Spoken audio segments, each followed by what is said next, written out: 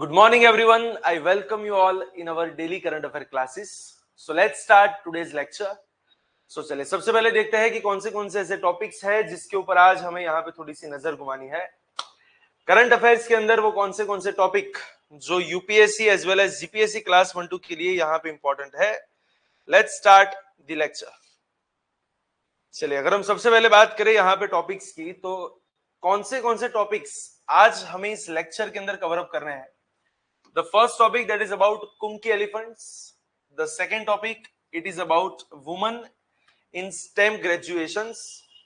The third is about Menor wetlands. Fourth topic जो है वो हॉन्डुरस के ऊपर थोड़ा सा है, and the fifth topic जो इंडिया के फर्स्ट इंटरनेशनल फर्नीचर पार्क के ऊपर यहाँ पे कुछ देखना है। चले वन बाय वन वहां पे करते हैं शुरुआत from the first, and that is all about kumki elephants. देखिए क्या है ये कुमकी एलिफेंट्स। देखिए कुमकी एलिफेंट्स बेसिकली इंडिया में हमें जो एलिफेंट्स की अलग अलग स्पीसीज मिलती है उसमें एक ऐसे एलिफेंट्स है जो थोड़े से ट्रेन्ड एलिफेंट्स होते हैं। What is meaning of trained elephants? अगर कोई दूसरा ऐसा कोई एलिफेंट है, कोई दूसरा ऐसा हाथी है जो थोड़ा सा प्रॉब्लमेटिक हो रहा है for humans as well as for the other biodiversity, तो ऐसे एलिफेंट्स को कंट्रोल करने के लिए किसी दूसरे एलिफेंट्स को ट्रेन किया जाता है। ये जो ट्रेन्ड एलिफेंट्स है उन्हीं को वहां पे बोला जाता है कुमकी एलिफेंट्स। बेसिकली कुमकी एलिफेंट्स का काम ये होता है कि जो बहुत ही ज्यादा वाइल्ड एलिफेंट्स है, जो ह्यूमंस के लिए as well as other biodiversities के लिए वहां पे कुछ प्रॉब्लमेटिक हो सकते हैं, इन सब वाइल्ड एलिफेंट्स को थोड़ा सा वहां पे शांत करो, उन्हें थोड़ा सा रास्ते पे लाओ। लेकिन ये काम जो है वो ह्यूमंस डायरेक्ट नहीं कर सकते। So that's why we train other elephants for fulfilling this kind of purpose. In short, एक शांत बायोडाइवर्सिटी के लिए जो इंपॉर्टेंट एलिफेंट्स है जिसको ट्रेन किया जा रहा है, उसके लिए यहाँ पे वर्ड यूज होता है कुमकी एलिफेंट्स। और रिसेंटली अभी न्यूज में क्यों है? बिकॉज कर्नाटक ने रिसेंटली कुमकी एलिफेंट्स को आंध्र प्रदेश में वहां पे कुछ ट्रांसफर किया है। चले वन बाय वन थोड़ा सा डिटेलिंग में इसको जानते हैं। और ये टॉपिक शुरू करने से पहले एक चीज बता दूं, जितने भी aspirants UPSC as well as GPSC class 1-2 का फोकस यहाँ पे कर रहे हैं, अब सबके लिए टेलीग्राम ग्रुप के अंदर हमने इस पीडीएफ को वहां पे अपलोड किया हुआ है। सो टू गेट दिस पीडीएफ, आप अभी नीचे डिस्क्रिप्शन बॉक्स के अंदर आपको जो टेलीग्राम लिंक दी हुई है, आप उस लिंक पे जाए और वहां से you can join our Telegram group. So जितने भी एस्पिरेंट यूपीएससी और जीपीएससी क्लास 1-2 के लिए प्रिपरेशन कर रहे हैं, आप सबको यहां से इस वीडियो की प्रॉपर पीडीएफ मिल जाएगी। साथ में जितने भी ऐसे एस्पिरेंट है जो गुजराती मीडियम में प्रिपरेशन कर रहे हैं, उनके लिए पीडीएफ गुजराती में भी अवेलेबल है, so you can also download from the same. चलिए शुरुआत करते हैं। Kumki elephants are trained captive Asian elephants which are used in India. This is important, किसके लिए इनका यूज हो रहा है? That is for managing human elephant conflicts, particularly in those regions where wild elephants encroach upon human settlements। जहां पे wild elephants human settlements के ऊपर अगर कुछ अटैक वगैरह कर रहे हैं, कुछ एनक्रोच वहां पे कर रहे हैं, तो ऐसे रीजन्स के अंदर आपको इन एलिफेंट्स की वहां पे जरूरत पड़ती है। That is about kumki elephant. और ये जो वर्ड है वो बेसिकली एक तमिल वर्ड है, और तमिल के अंदर ये जो कुमकी है उसका मीनिंग क्या होता है? That is about trained elephants. और इसीलिए बोला जाता है कि बायोडाइवर्सिटी के कंजर्वेशन के लिए कुमकी एलिफेंट्स जो है वो बहुत ही इंपॉर्टेंट वहां पे रोल निभाते हैं, राइट। सिर्फ एलिफेंट्स की बायोडाइवर्सिटी नहीं, रिमेनिंग बाकी सबकी बायोडाइवर्सिटी के लिए भी ये सब इंपॉर्टेंट है। सो यहाँ पे उसी चीज को थोड़ा सा डिटेलिंग में लिखा हुआ है that kumki elephants are employed to capture, calm and herd wild elephants that pose threats to crops as well as human lives. They are trained to follow specific commands from their mahouth. उनके जो mahouts होते हैं वहां से वो specific commands को follow कर रहे हैं, and they can move silently throughout the operations. Their presence helps in guiding wild elephants back into the forest and away from the populated areas. In short overall ध्यान में रखना है कि भैया कुमकी एलिफेंट्स उसका मेजर रोल क्या है, तो जितने भी वाइल्ड एलिफेंट्स है उन सबको वहां पे मैनेज करो और बायोडाइवर्सिटी को वहां पे थोड़ा सा कंजर्व करें, as well as human elephant के जो कॉन्फ्लिक्ट्स होते हैं तो उन कॉन्फ्लिक्ट्स को भी वहां पे मैनेज करने का काम बेसिकली कुमकी एलिफेंट्स का है। और आपकी इंफॉर्मेशन के लिए बता दूं, अगर हम इंडियन गवर्नमेंट की बात करें तो फ्रॉम द ईयर 1992 हमारे देश के अंदर, इंडिया के अंदर एलिफेंट कंजर्वेशन प्रोग्राम जो है वहां पे शुरू हो चुका है, राइट। तो गवर्नमेंट ऑफ इंडिया ने ऑलरेडी इस प्रोग्राम की वहां पे शुरुआत कर दी है from the year 1992, that is about elephant conservation programme, जहां पे बेसिकली एलिफेंट को कंजर्व करने के ऊपर ज्यादातर फोकस किया जाता है। और एलिफेंट्स के रिगार्डिंग अगर हम बात करें तो हमारा जो वाइल्ड लाइफ प्रोटेक्शन एक्ट है, that is about WLPA, wild life protection act 1972, और वहां पे जो डिफरेंट शेड्यूल्स है, तो उसकी अगर हम बात करें तो शेड्यूल 1 के अंदर इनको वहां पे रखा गया है for the conservation. Wild life protection act के हिसाब से इन्हें वहां पे कौन सी कैटेगरी में रखा गया है, दैट इज शेड्यूल 1। और शेड्यूल 1 का मतलब आपको एक पता होना चाहिए कि जिस स्पीसीज को यहां पे रखा जाता है, सो हाईएस्ट प्रोटेक्शन उनको दिया जाता है, हाईएस्ट प्रोटेक्शन।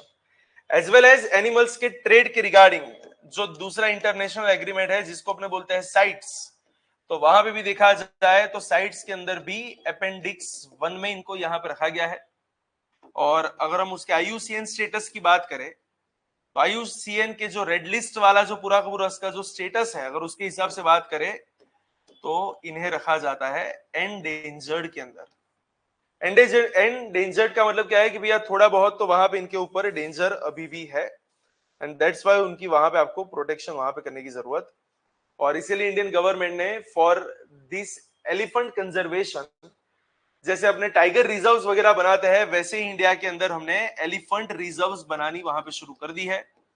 और एज ऑफ नाउ अगर हम बात करें तो how many elephant reserves are there, so as on May 2025 we have exact 33 elephant reserves, जो इंडिया के अलग अलग 14 स्टेट्स में अवेलेबल है। 33 elephant reserves in various 14 states. So elephant reserves हमने वहां पे बनानी कर दी है शुरुआत, राइट। प्लस एक इंपॉर्टेंट अगर हम प्रोग्राम की बात करें तो एलिफेंट की जो किलिंग्स होती है उन्हें मॉनिटर करने के लिए गवर्नमेंट ऑफ इंडिया ने वहां पे एक प्रोग्राम चलाया है जिसका नाम है MIKE. And what is the full form of MIKE, that is monitoring of illegal killings of elephants. फिर से what is the full form, that is about monitoring of illegal killings of elephants. Plus 2017 के अंदर India में गज यात्रा campaign की भी वहां पे हो गई शुरुआत। तो सारे के सारे कैंपेन्स है या फिर सारे के सारे जो प्रोग्राम्स है तो बेसिकली इसी के ऊपर वहां पे फोकस करते हैं। प्लस बहुत सी जगह पे हाईवेज के आसपास वहां पे हमने एलिफेंट कॉरिडोर्स बनाए हैं। सो वी कैन से कि इंडिया के अंदर as of now 100+ elephant corridors भी अवेलेबल है। इन सबका एक ही फोकस है कि भैया इंडिया में जो एशियाटिक एलिफेंट्स है उन सबको कंजर्व किया जाएगा, राइट।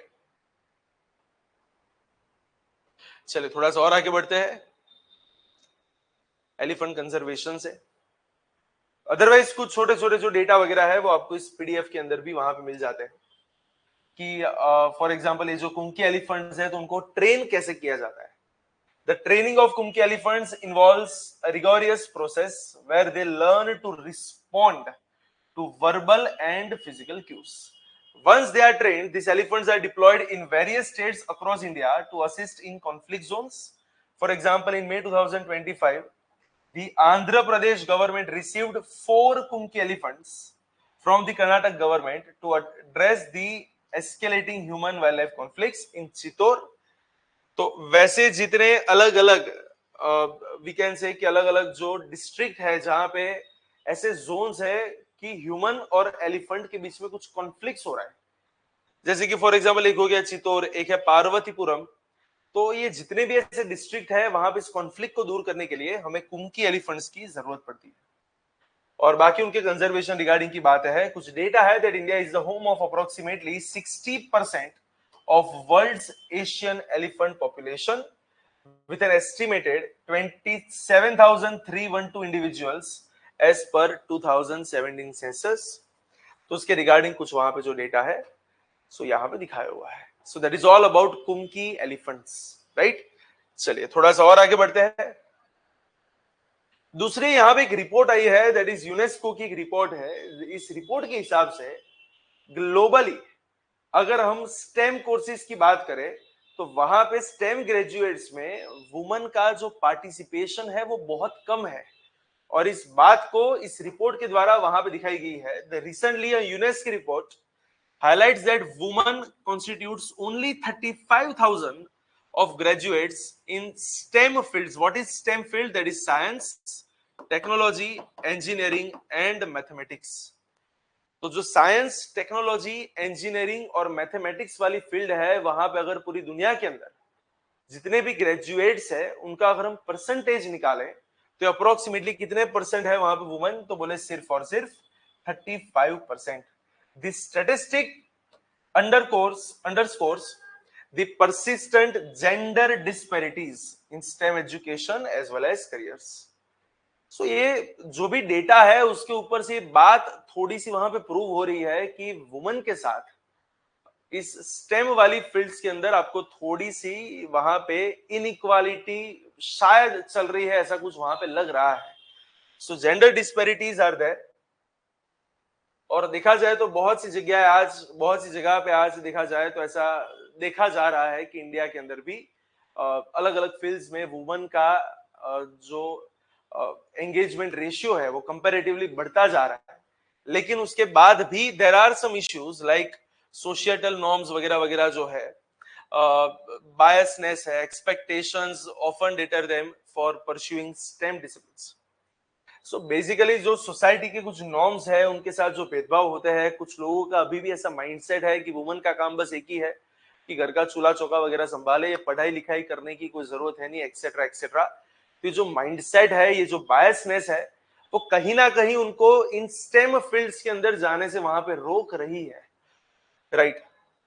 देखा जाए तो उनके लिए लैक ऑफ मेंटरशिप की एक इश्यू वहां पे चल रही है, जेंडर स्टेरियोटाइप्स है, limited access to the resources. ये सारी की सारी अलग अलग चीजें हैं जो शायद इस रिजल्ट के लिए वहां पे जिम्मेदार है कि वुमेन का जो पार्टिसिपेशन रेट है वो कंपैरेटिवली बहुत कम है। और देखा जाए तो इंपैक्ट ऑन द वर्कफोर्स की अगर हम बात करें, the gender gap in stem education translates into a significant disparity in the workforce. Women occupy only 14% of stem jobs. जितनी भी स्टेम के रिगार्डिंग जॉब्स है उसमें से वुमेन का पार्टिसिपेशन सिर्फ और सिर्फ कितना परसेंट का है? तो बोले 14%।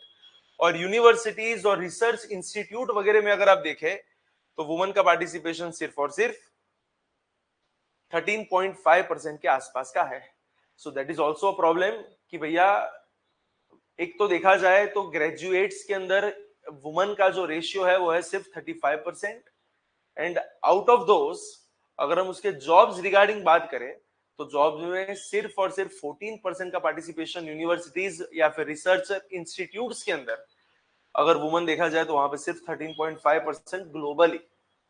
सो इट शोज कि भैया उनकी वहां पे दिखाई जा रहा है कि वहां पे डिस्पैरिटी जो है वो थोड़ी सी बहुत ही ज्यादा है। और इसीलिए यूनेस्को ने अलग अलग इनिशिएटिव्स वहां पे शुरू किया है जिससे वो जेंडर इक्वालिटी को कुछ ना कुछ प्रमोट कर सके।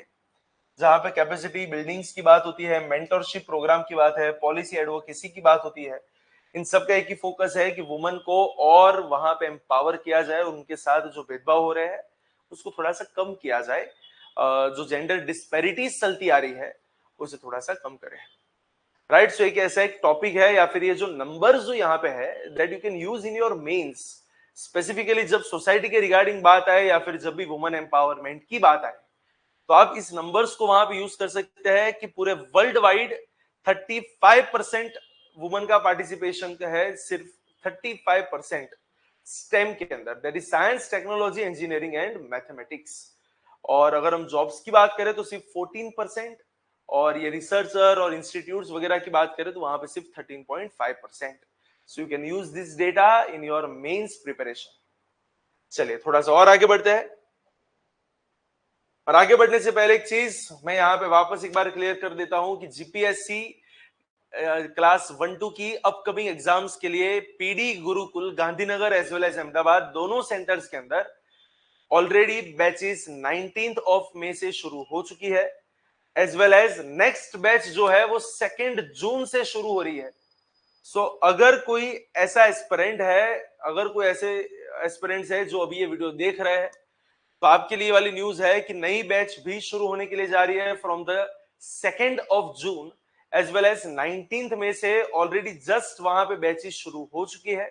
सो अभी तक अगर आपने एनरोल नहीं करवाया है तो आज ही इस नंबर पे कांटेक्ट करें, और साथ ही नीचे जो डिस्क्रिप्शन बॉक्स के अंदर आपको एक फॉर्म दिया जा रहा है, तो उस फॉर्म को वहां पे फिलअप करें, तो हमारे कोऑर्डिनेट्स आपको कोऑर्डिनेट वहां पे करेंगे, राइट।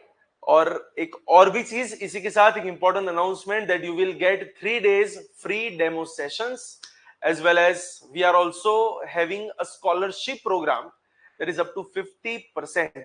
तो up to 50% की स्कॉलरशिप पाने के लिए, साथ ही साथ आपकी जो प्रिपरेशन है उसको और ज्यादा डेप्थ देने के लिए आज ही इस नंबर पे कांटेक्ट करें। आपको GPSC class 1-2 as well as UPSC के रिगार्डिंग कोई भी क्वेश्चन है, कोई भी क्वेरीज है, तो आप इस नंबर पे फोन करके वहां पे डिटेल्स ले सकते हैं, right. Because PD Gurukul is the best institute इन गुजरात जो यूपीएससी और जीपीएससी क्लास 1-2 के ऊपर वहां पे प्रिपरेशन हम करवाते हैं। और देखा जाए तो अदर क्लास 3 की एग्जाम्स की यहाँ पे कोई बात नहीं चल रही, right. So specifically for UPSC as well as GPSC class 1-2 exams आप इस नंबर पे वहां पे कांटेक्ट कर सकते हैं। अगर कोई क्लास 3 या फिर उसके बाद वाली एग्जाम्स के लिए वहां पे प्रिपरेशन करना चाहता है तो भी इस नंबर पे एक बार आप कांटेक्ट करके वहां पे प्रॉपर गाइडेंस ले सकते हैं कि गवर्नमेंट एग्जाम्स किस तरीके से है, वहां पे लेवल किस तरीके का है, what is the exam pattern for that. तो ये सारे के सारे क्वेश्चंस के लिए you can contact on this number, right. चलिए थोड़ा सा और आगे बढ़ते हैं।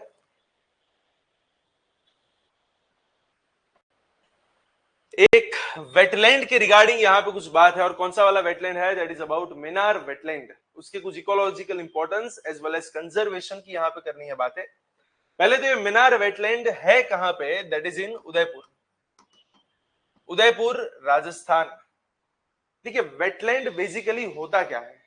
अब वेट का मतलब होता है बेसिकली जो थोड़ा सा भिगा हुआ है, जो पानी वाला जोन है, एक मार्शी जोन बोल सकते हैं या फिर पीटी लैंड बोल सकते हैं, थोड़ा दलदल वाला जोन, चाहे वो नेचुरल हो चाहे वो आर्टिफिशियल हो, चाहे वो परमानेंट हो चाहे वो टेम्पररी हो, चाहे वो फ्रेश वाटर हो चाहे वो ब्रैकिश वाटर हो, किसी भी तरीके से अगर वहां पे एक मिट्टी और पानी वाला थोड़ा दलदलीय टाइप का एक जोन है और जो पानी की डेप्थ है वो 6 मीटर से ज्यादा नहीं जा रही है, तो उस जोन को वहां पे वेटलैंड बोला जाता है। फिर से एक बार, वेटलैंड की अगर हम डेफिनेशन की बात करें तो वेटलैंड की डेफिनेशन में यहां पे क्या लिखा गया है कि चाहे वो एक नेचुरल हो या आर्टिफिशियल प्लेस, परमानेंट हो या टेम्पररी हो, फ्रेश वाटर है, ब्रैकिश वाटर है, सॉल्ट वाटर है, किसी भी टाइप का वहां पे वाटर है, उसे वेटलैंड वहां पे बोला जा सकता है। लेकिन उसकी जो डेप्थ है, जो हाइट डेप्थ की जब हम बात करते हैं,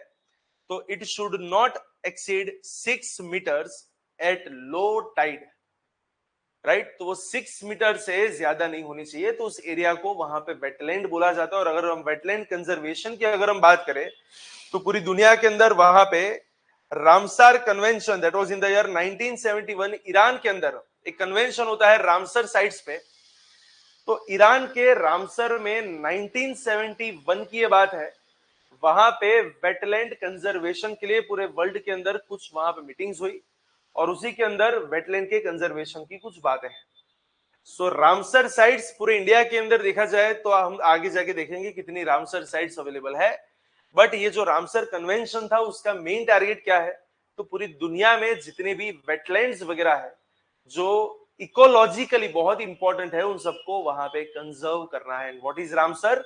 1971 ईरान की एक प्लेस रामसर, जहां पे वर्ल्ड के अलग अलग कंट्रीज हुए इकट्ठा और वेटलैंड के कंजर्वेशन के लिए उन्होंने वहां पे कुछ रूल्स वगैरह बनाए और उसी के नाम से उसे बोला जाता है रामसर साइट्स।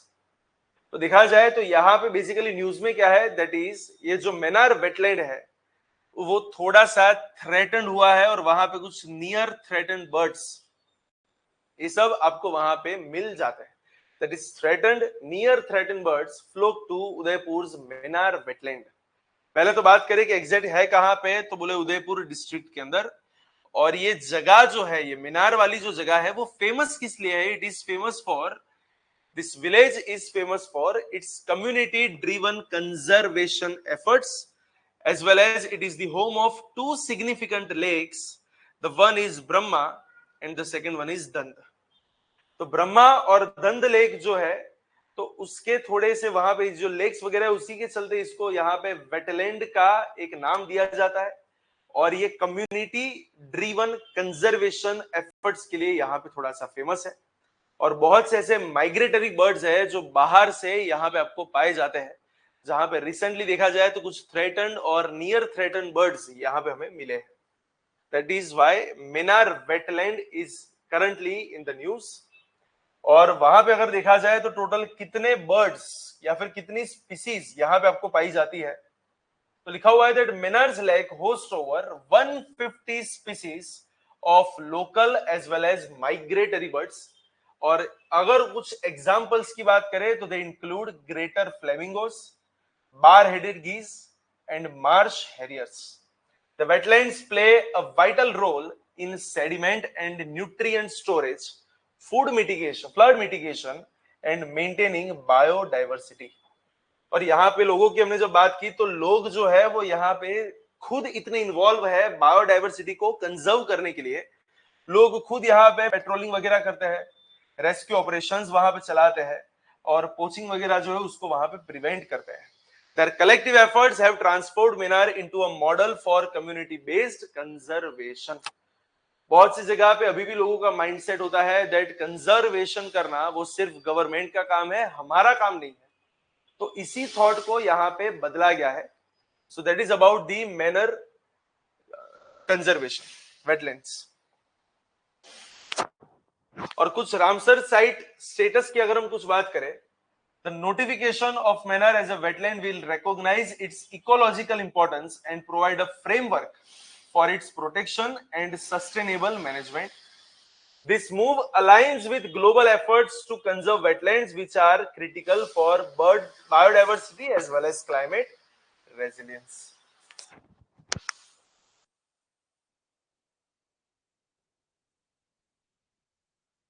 चलिए नेक्स्ट टॉपिक पे जाते हैं।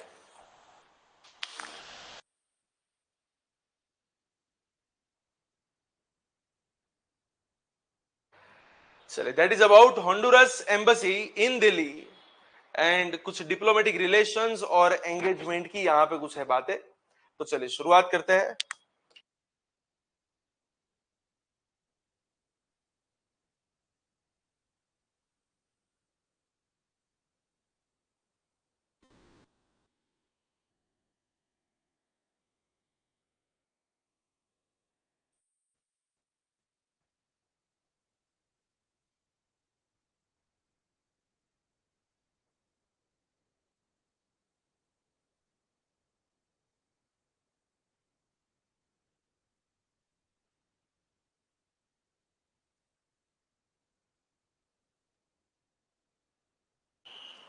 चलिए देखिए, अब हॉन्डुरस एम्बेसी की कौन सी बातें यहाँ पे देखनी है। द रिसेंटली द हॉन्डुरस एम्बेसी का वहां पे हुई है एक शुरुआत। और जब भी किसी एम्बेसी की शुरुआत होती है तो इसका मतलब कुछ इंटरनेशनल रिलेशंस के रिगार्डिंग कुछ टॉपिक आपको यहाँ पे आ जाता है मैदान में। पहले तो बेसिकली हॉन्डुरस आता कहां पे है? It is a part of central American islands. तो सेंट्रल अमेरिका आइलैंड्स तो एग्जैक्ट नहीं बोल सकते, लेकिन ये सेंट्रल अमेरिका का एक जोन है जहां पे अलग अलग कंट्रीज है, बहुत ही छोटे छोटे कंट्रीज है, और उन्हीं में से एक जो है that is about Honduras. The embassy of Honduras in New Delhi serves as the official diplomatic mission representing the Republic of Honduras in India. It plays a pivotal role in fostering bilateral relations between the two nations. So basically दो country के बीच में कुछ वहां पे political relations को बढ़ाने का यहाँ पे कुछ काम है। एक चीज आपको ध्यान में रखनी है कि एम्बेसी और कॉन्सुलेट्स दोनों में फर्क क्या होता है। So you can take this कि लाइक एम्बेसी जो है वो एक टाइप का होता है हेडक्वार्टर, जबकि जो कॉन्सुलेट्स होते हैं वो उसकी थोड़ी सी ब्रांच जैसा आप कुछ बता सकते हैं। मेजोरिटी जब आप किसी दूसरे कंट्री में जाते हो, आपकी कंट्री की एक रीजनल ऑफिस या फिर एक एम्बेसडर टाइप की एक चीज, जो अगर आप किसी दूसरी कंट्री के कैपिटल एरिया में अगर वहां पे इंस्टॉल करते हैं तो उसको बोला जाता है एम्बेसी। लेकिन अगर किसी दूसरे कंट्री के कैपिटल में नहीं, किसी और अलग अलग सिटीज के अंदर अगर आप वहां पे कोई ऑफिस वगैरह वहां पे शुरू करते हैं तो उसको बोला जाता है कॉन्सुलेट्स। तो एक चीज आपको ध्यान रखनी है कि हमारे रिप्रेजेंटेटिव्स के लिए दूसरे कंट्री की कैपिटल के अंदर हमारी जो ऑफिस होती है that is called as embassy. और कैपिटल सिटी के अलावा किसी और सिटीज के अंदर अगर आप ऐसी कोई ऑफिस वहां पे एस्टैब्लिश करते हैं तो उसके लिए वहां पे वर्ड चलता है कॉन्सुलेट्स।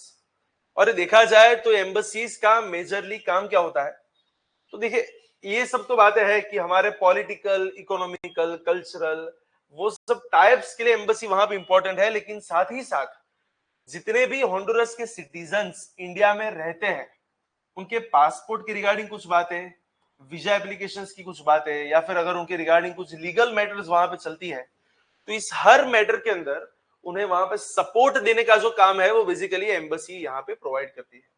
अब बहुत से मूवीज वगैरह भी देखोगे जहां पे कोई ऐसा एक फंसा हुआ है किसी दूसरे कंट्री के अंदर और अल्टीमेटली वो कुछ ना कुछ करके हमारी एम्बेसी तक पहुंचता है और एम्बेसी वाले जो है उसके होम कंट्री के अंदर उसको वापस लाते हैं।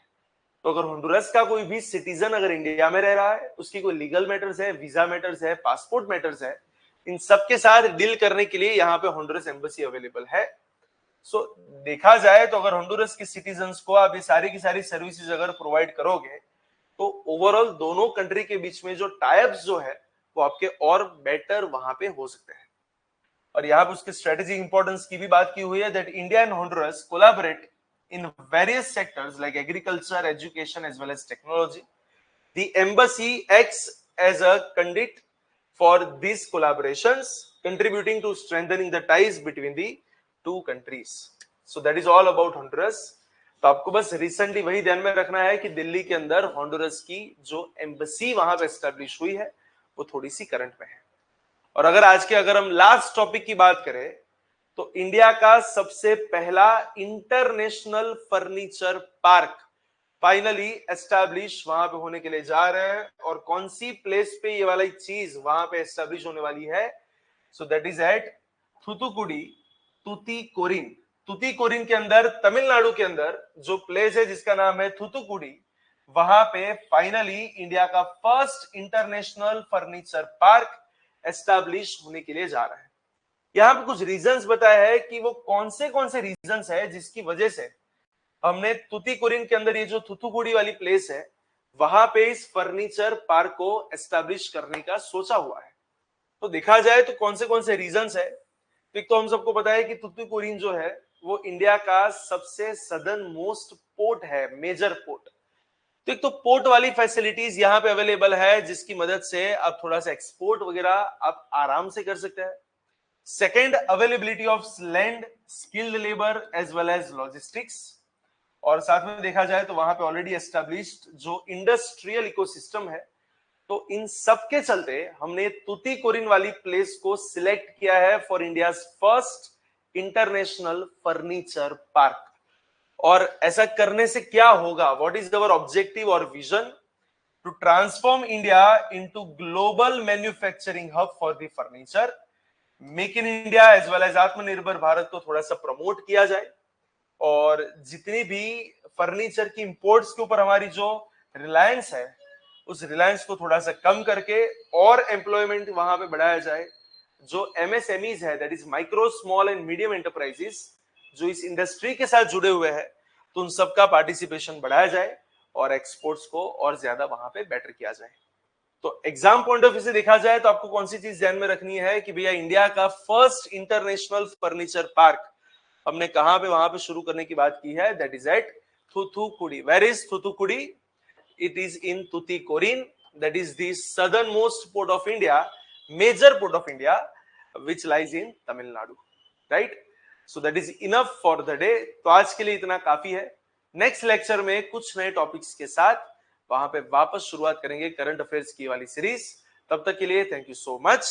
और वापस एक बार बता दूं कि PD Gurukul Ahmedabad as well as Gandhinagar में जीपीएससी क्लास 1-2 की नई बैचेस 19th में से शुरू हो चुकी है और GPSC as well as UPSC दोनों की जो नई बैच है वो 2 June in the next month 2 June से वहां पे शुरू होने वाली है। सो अभी तक अगर आपने यहाँ पे अभी तक कांटेक्ट नहीं किया है तो इस नंबर पे आप एनरोल करके वहां पे एडमिशंस वगैरह ले सकते हैं।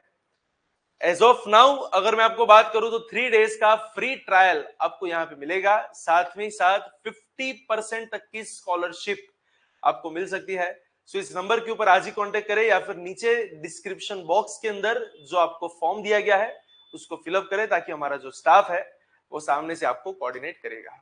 राइट, तो आपके एग्जाम की रिगार्डिंग और आपकी प्रिपरेशन की रिगार्डिंग जितने भी डाउट्स है, जितने भी क्वेश्चंस है, वो सब आप यहाँ पे इजीली सॉल्व कर सकते हैं। चलिए, so thank you so much. आज का लेक्चर यहीं तक का है।